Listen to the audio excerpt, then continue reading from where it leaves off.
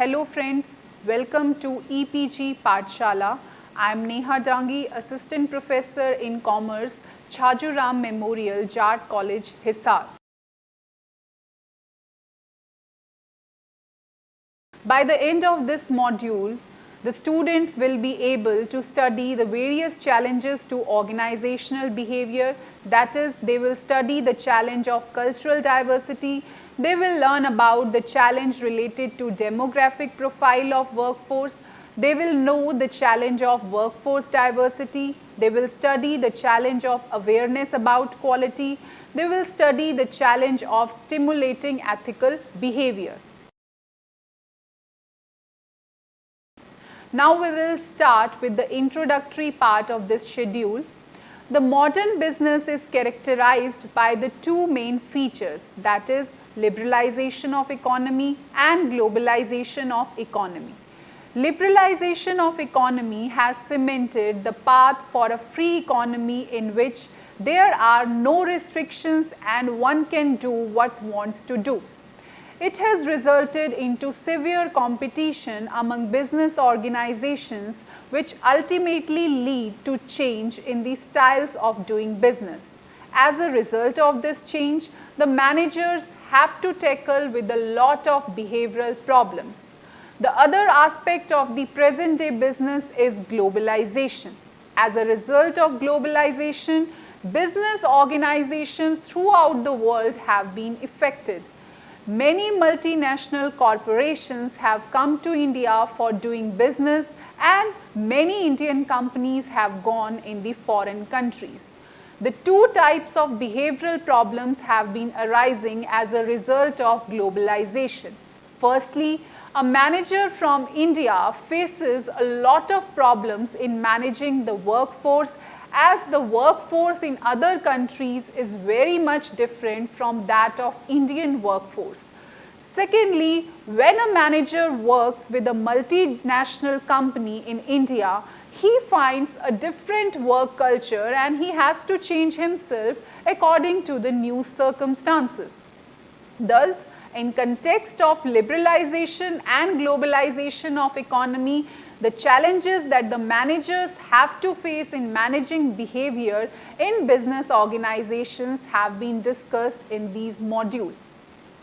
These challenges and opportunities are: number one, cultural diversity; number two, demographic profile of workforce; number three, workforce diversity; number four, mergers and acquisitions; number five, innovative organizational designs; number six is increasing awareness about quality; and last is stimulating ethical behavior.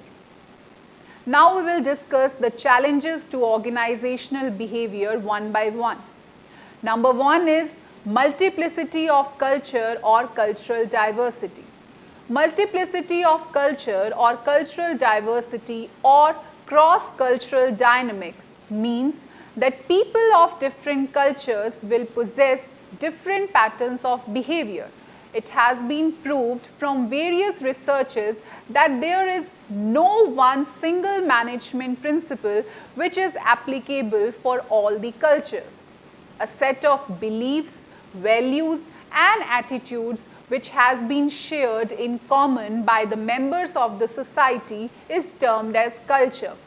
Due to possession of different cultures in different countries, the behavioral patterns would be also different in every country. Now we will study the magnitudes of cultural diversity.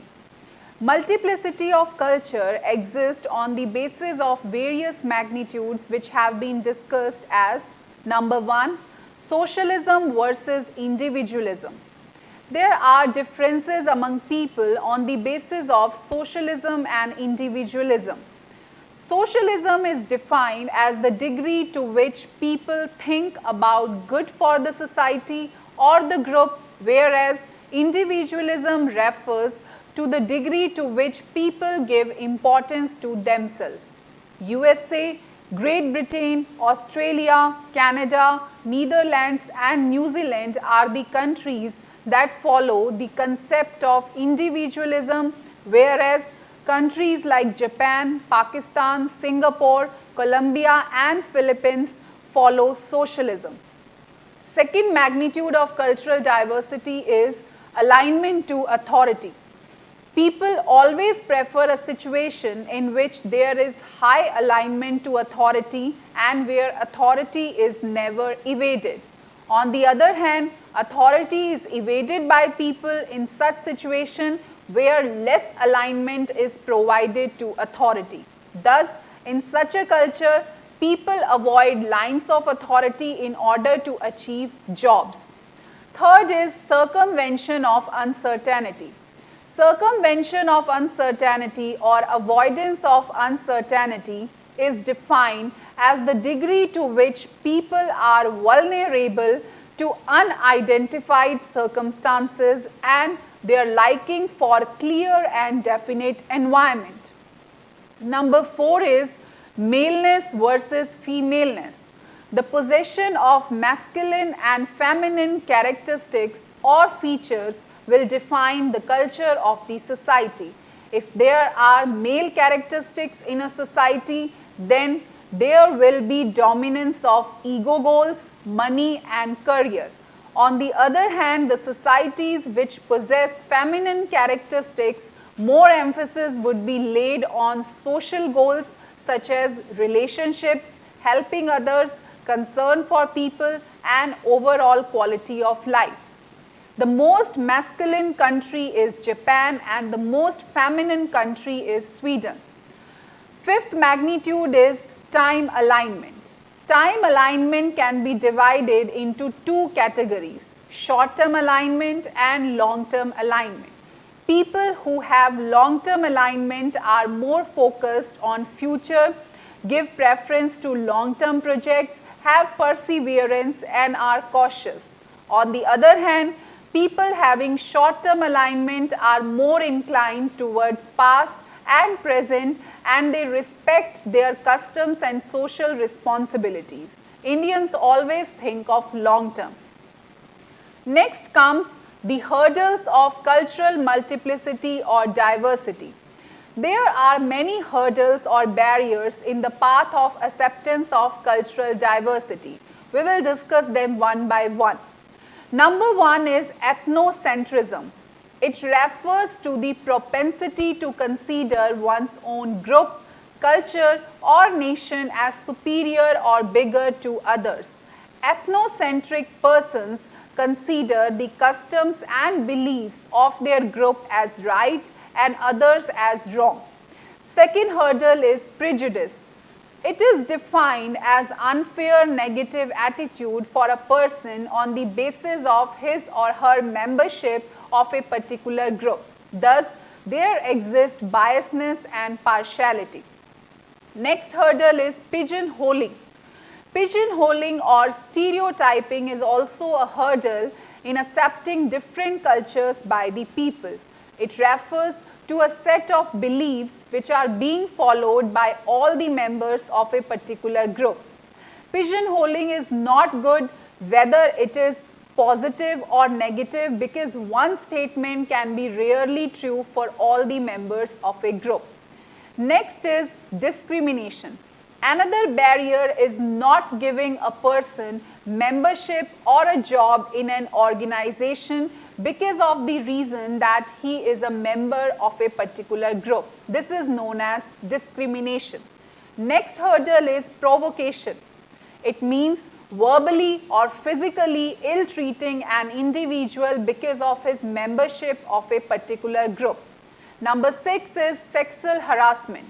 A person when treated in an unwanted, uninvited and intimate way which obstructs a person's growth and development is known as sexual harassment or provoking a person in an unwanted way. And the last hurdle is criticism. It means giving a negative response if some group has earned power and influence which leads to fear, anger and opposite judgment.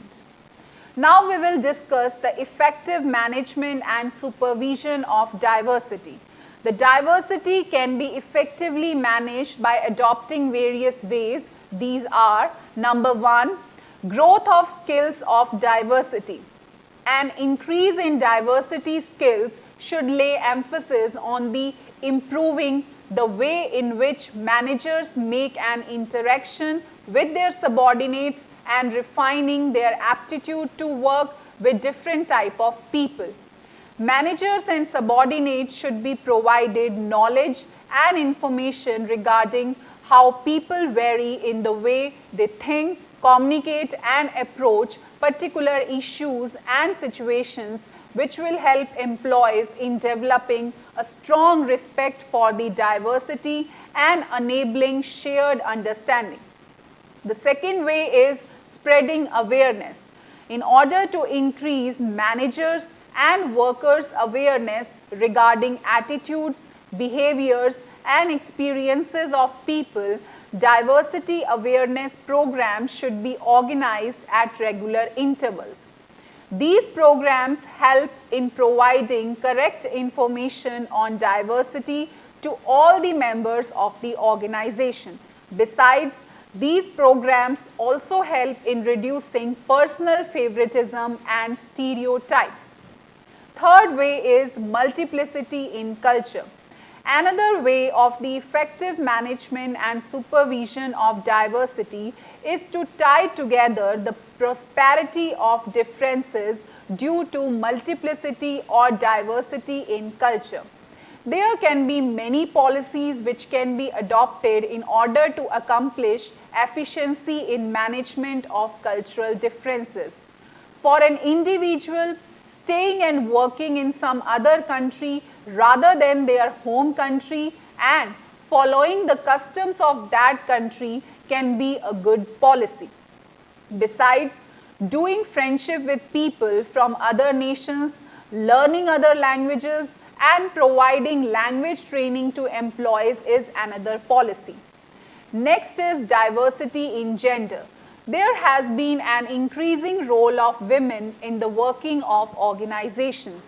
Though the participation of women is increasing, but they are not being given good rewards for their participation. There are many ways to manage the diversity of gender. Firstly, due recognition should be given to both the sexes, whether it is a male or female. Such relationships should be developed between male and female employees working in an organization so that both of them can learn from each other's managerial styles. Secondly, there should be proper knowledge about the observed differences between male and female employees in the social circle as well as at the workplace. And finally, it is important to be cautious about gender stereotypes and escape such acts related to behavior and language which lead to negative views. The second challenge to organizational behavior is fluctuations in demographic profile of workforce. There has been a continuous change in the demographic profile of workforce in Indian organizations over a period of time. Previously, the workforce was not literate and all the activities were focused on meeting the demands of job and expectations on the basis of illiteracy. But nowadays, workforce is more educated, highly skilled, mostly fresher and have more anticipations. The demographic profile of knowledge workforce is absolutely different from other types of workforce. Due to increasing use of knowledge in the economy has been categorized as traditional or industrial economy and modern or knowledge economy. A knowledge economy refers to that economy which gains strength and power with the use of knowledge and skills of its human resources. Now we will discuss the features of knowledge workforce from the viewpoint of management. Number one is commitment to work. Knowledge workers are more committed to their work rather than the organization in which they work. This commitment of knowledge workers towards their work or profession allows update in their skills and knowledge in a continuous manner. Knowledge workers workers keep on changing their workplaces from one organization to another because of their willingness to learn more and more. This can prove to be risky from the viewpoint of an organization. Second feature is standard of living. Knowledge workers want a high standard of living. Therefore, they generally prefer to work with those employers who can provide work-life balance through their practices such as time flexibility, on-the-job care of child, sharing of job, home working, etc. Third feature is speedy response and regular rewards. Knowledge workers are very ambitious and they are always focused on their performance in order to achieve their highly set targets.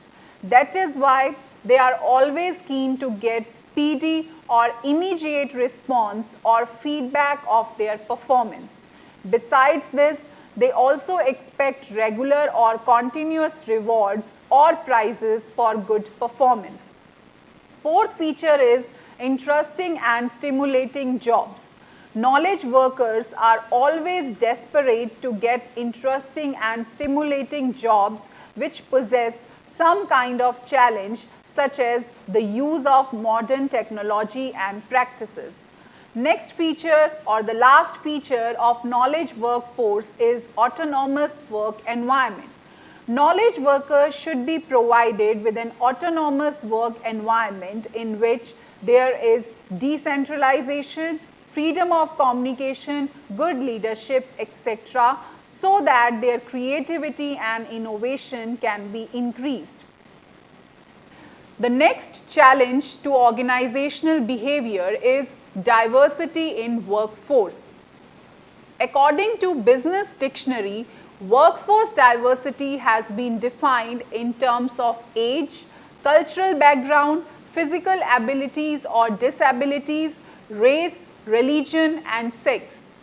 In the words of Rob Mackins, workforce diversity refers to policies and practices that seek to include people within a workforce who are considered to be in some way different from those in the prevailing constituency. Diversity in workforce has increased over a period of time due to various changes in the working environment. It has become a challenge for the managers to understand the nature of workforce diversity and to solve various problems and issues linked with it. The concept of workforce diversity is applicable to all types of employees working in an organization, but special attention that needs to be given to some categories of employees, which we will discuss now. Number one, lady employees. The role of women has been increasing in every sector of the economy, such as telecom, retail, banking, hospitality, etc. But female employees are also facing various problems at the workplace, such as sexual harassment, partialities against lady employees, etc. That's why female employees should be provided education and knowledge regarding fighting with sexual abuse and biasness in the organizations. They should be provided such kind of jobs which do not need long traveling, late working hours, hazardous machinery, etc. In every organization, such culture should prevail which provides equal status to both male and female employees on the basis of their performance. Second category of employee is double income families. Double income families refer to those families in which both husband and wife are working either in the same organization or in different organizations. These families mainly encounter two kinds of problems. Number one, it becomes difficult to maintain a balance between personal life and professional life. And number two is there is also a chance of having ego clashes between the husband and wife as they both focus on their careers.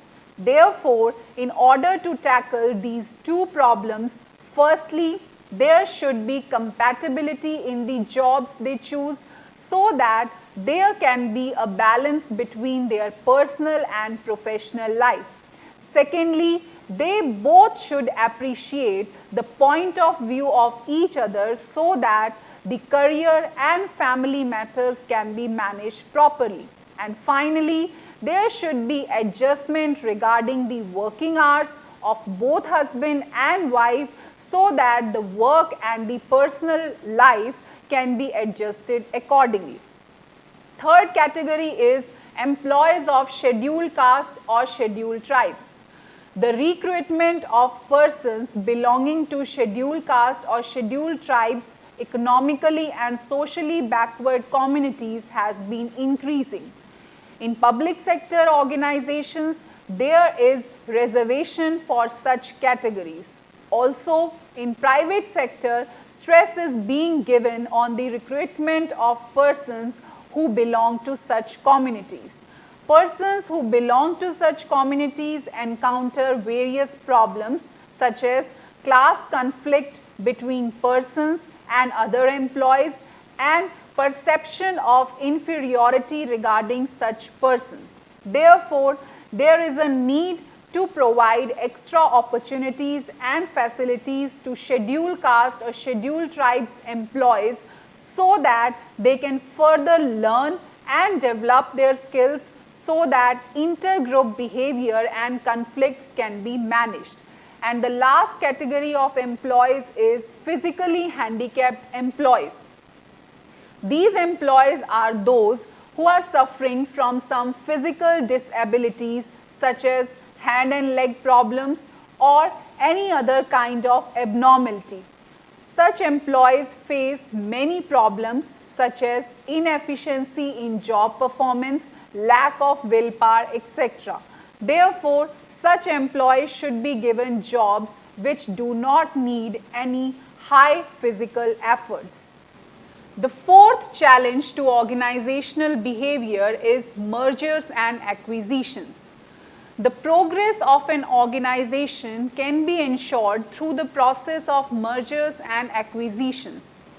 Merger has been defined as a process in which one organization merges with the other organization, whereas on the other hand, acquisition is a process in which the control of one organization is acquired by the other organization.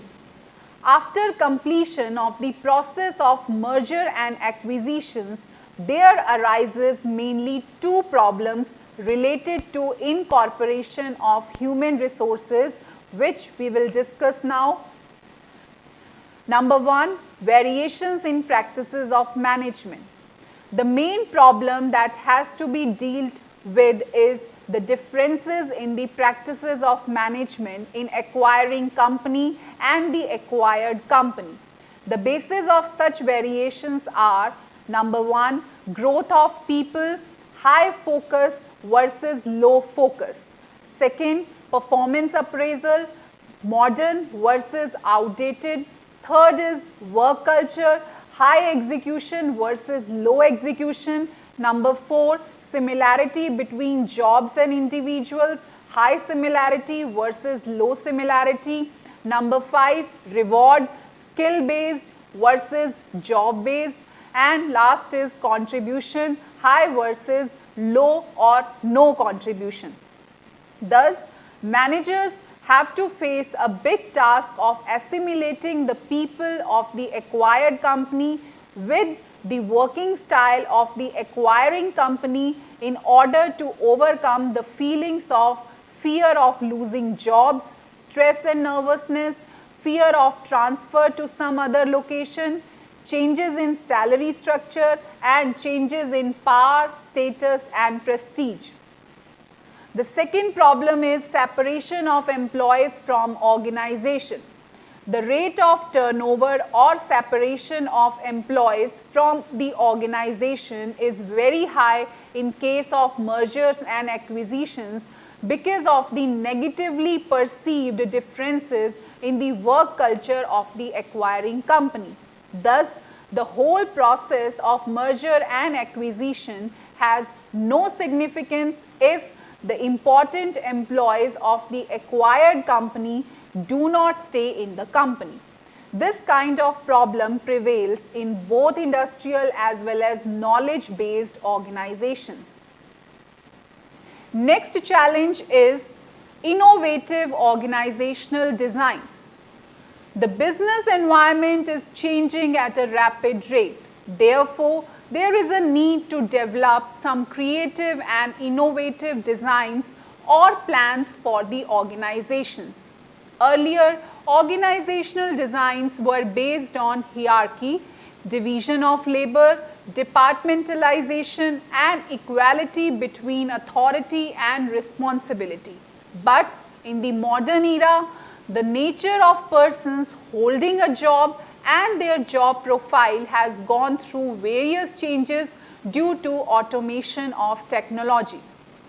Thus, the modern organizational designs are more flexible, dynamic, and innovative as compared to traditional organizational designs.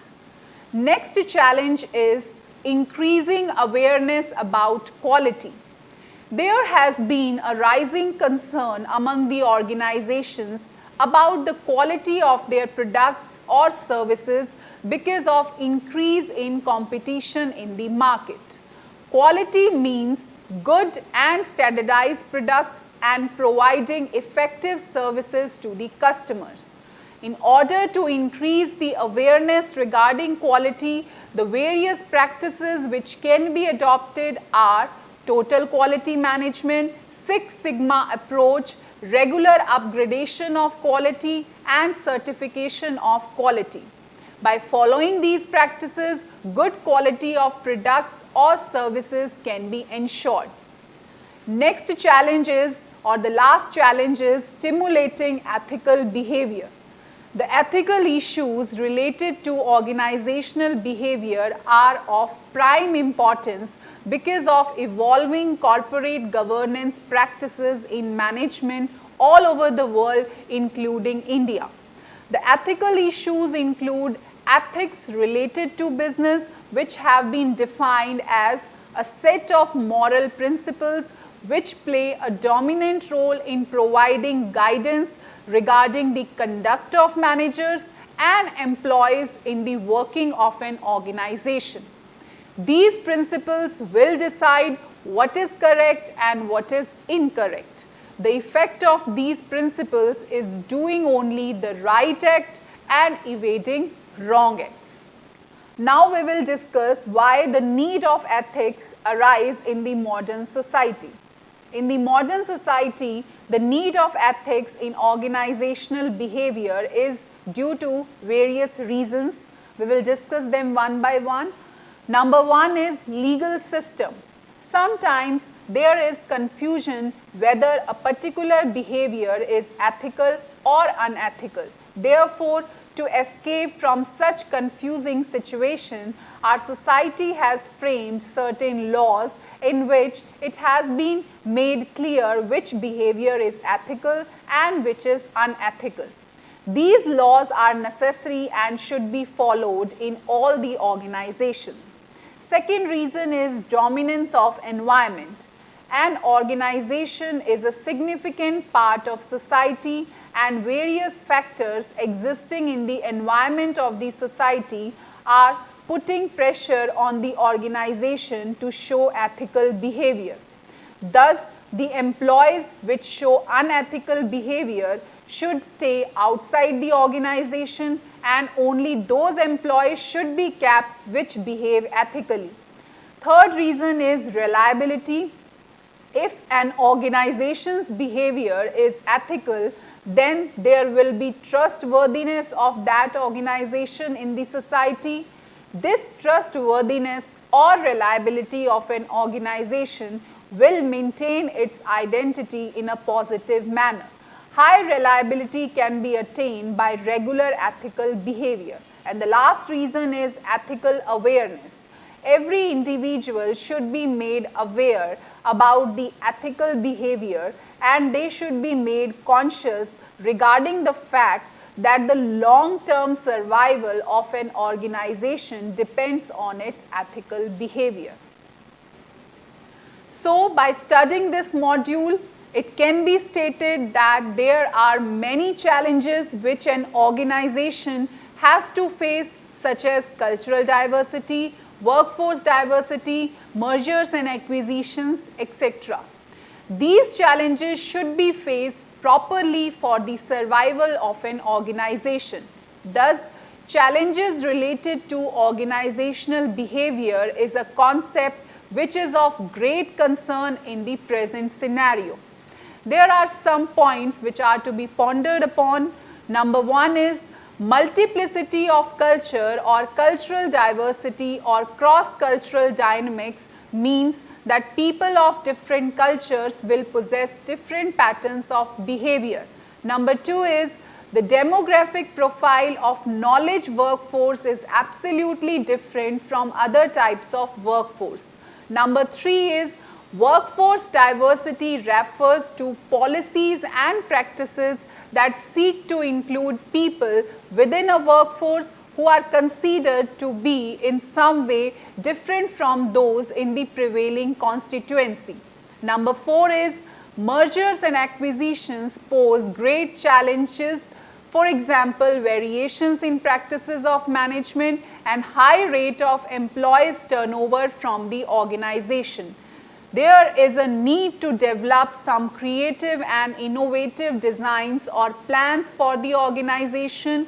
Next is there has been a rising concern among the organizations about the quality of their products or services because of increase in competition in the market.